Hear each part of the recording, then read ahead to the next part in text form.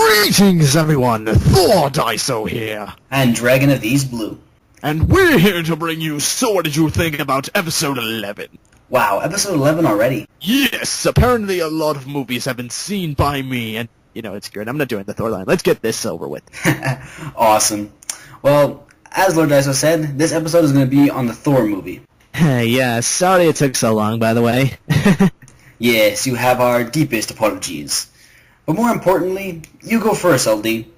I'm a Thor fan, and I'll go last. Plus, I started the review last time. Alright, then let's get this show on the road.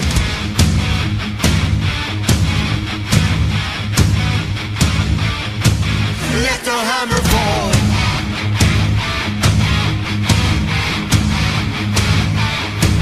Let the hammer.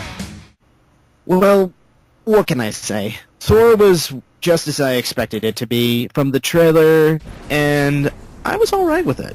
I enjoyed Chris Hemsworth's acting as Thor, and Anthony Hopkins as Odin was pretty cool.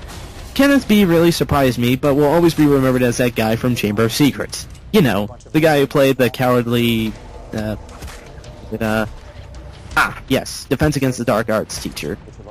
But in his directing ways, he did a good job with this. The plot did really well, and even though I never read the Thor comics, come to think of it, I don't think I've ever read a Marvel comic. In fact, I think the only American comic I ever read was Scott Pilgrim, even though it was a graphic novel. But what I'm saying is, Thor is just an average comic book movie, and so far I've always thought of the Marvel movies to be good. Even the crappy films like X-Men 3, Wolverine, Daredevil, very underrated mind you, and the Raimi Spider-Man trilogy. Now bear in mind, I liked Spider-Man 3 because it was ridiculous. Though, I still thought it was the best of them.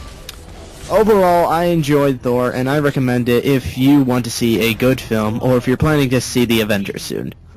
My rating for Thor will be 3.5 hammers out of 5. A good 7 out of 10. So, I recommend it. It's good. Alright, you're up, Drago. Alright then. And just so you know, guys, it's going to be a bit long because I have a lot to say. Thor, one of my favorite Marvel and legendary heroes of all time on the silver screen. I haven't been this excited for a movie since Pirates of the Caribbean 3. This movie was well executed, the effects were breathtaking, and I'm talking about Avatar breathtaking. Though I prefer the clean-shaven version of Thor, the original with the goatee wasn't bad. Chris Hemsworth did a fantastic job playing the Thunderer who grew too arrogant. Anthony Hopkins once again plays his role to perfection as Odin Borson, the Allfather. I find any time he plays a father figure, he does well. From the first time I saw him in The Mask of Zorro with Antonio Banderas and Catherine Zeta-Jones, to now. This was a great film. The Hawkeye cameo was also contributed to the fun. The comedy was realistic and hilarious. My favorite part was when Thor went to the pet shop and demanded for a horse.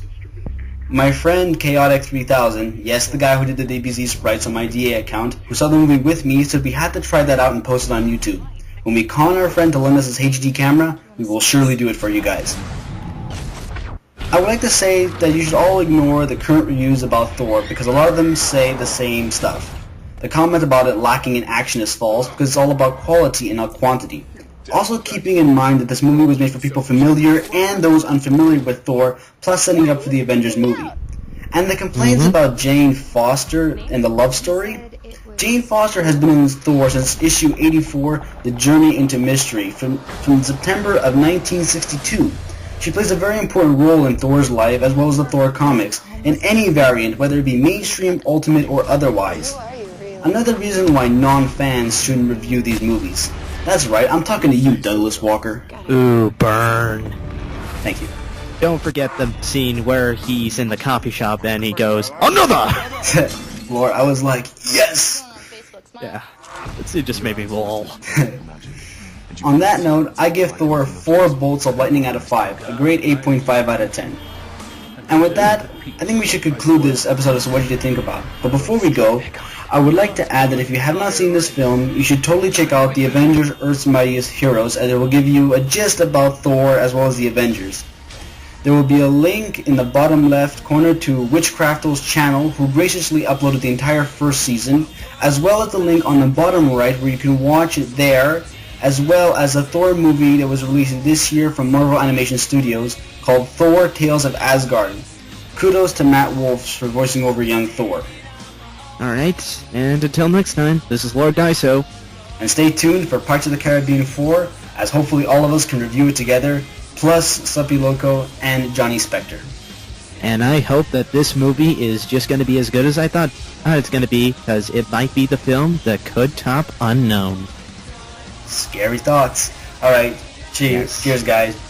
The Dragon of the East Blue here says sail on. And this is Lord Dico saying, sayonara bye-bye. P.S. If you get the reference, then you know what I'm talking about.